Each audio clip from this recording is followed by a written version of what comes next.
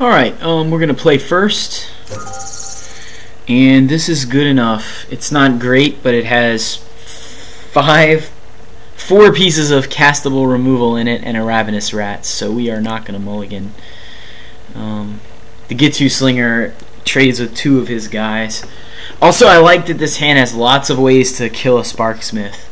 You definitely don't want to be messing around when it comes to Sparksmiths, so hopefully that third land comes on time. With 3 lands, we unlock everything in our deck anyways, except for the tendrils. So it's Terramorphic Expanse for Mountain, and then off we go. m1g Raider is fine. At least it is not a 2/2. We will get him out.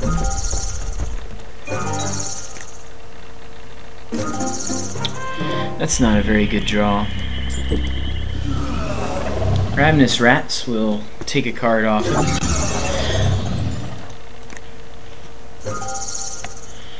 One less Goblin Sledder we will have to face. And we are also going to be able to trade with a Goblin here. Not a very good Goblin. Trade with the m1g or Marshal. You won't have to pay Echo. That actually isn't very good, but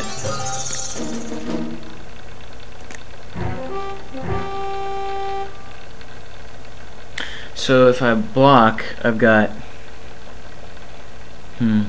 that's tough. So he'll get to keep his guy.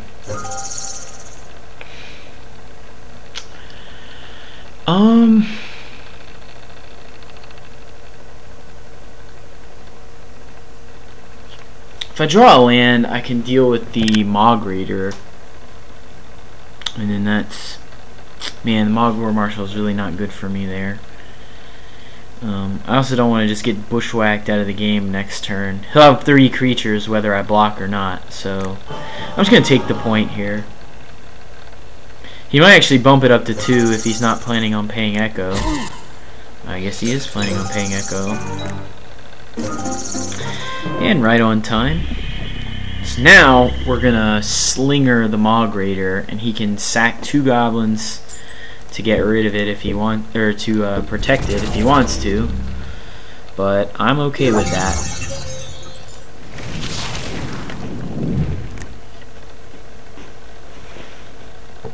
He'll probably sack the m1g War Marshal if he has something live in his hand and doesn't want to pay the Echo, but he would also lose the Goblin token that it produces.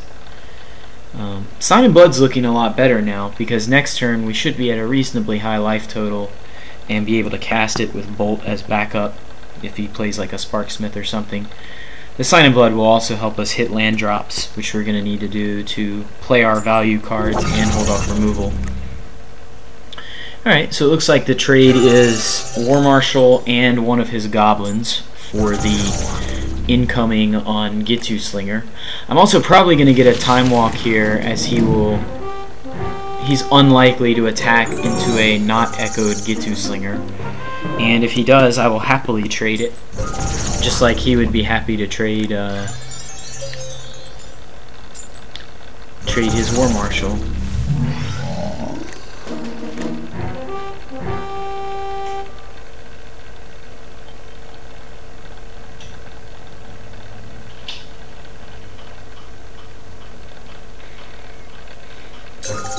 Yep, so I get a free turn just for having Get-To Slinger around. I'm okay with that. Maybe I'll even draw a Mountain here and be live. A Swamp is fine. Pass it back to him, and I guess we could be in bad shape if he has Bushwhacker here, but there's not really anything we can do about that. Well.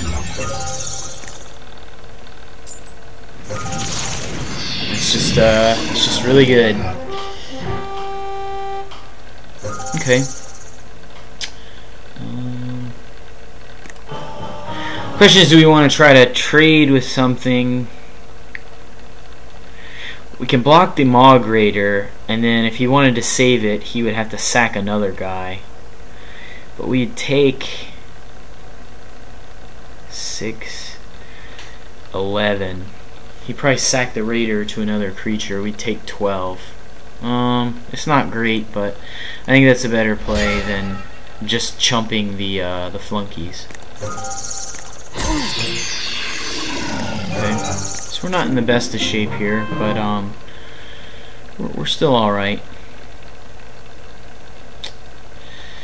Hopefully his last card isn't. Oh, it doesn't matter because I'm gonna take it. Spectre stealing your Goblin Arsonist. And now, next turn, I think I bolt the flunkies. Actually, I could be in really good shape. If he doesn't draw a creature, that can't attack at all. And then I bolt the flunkies.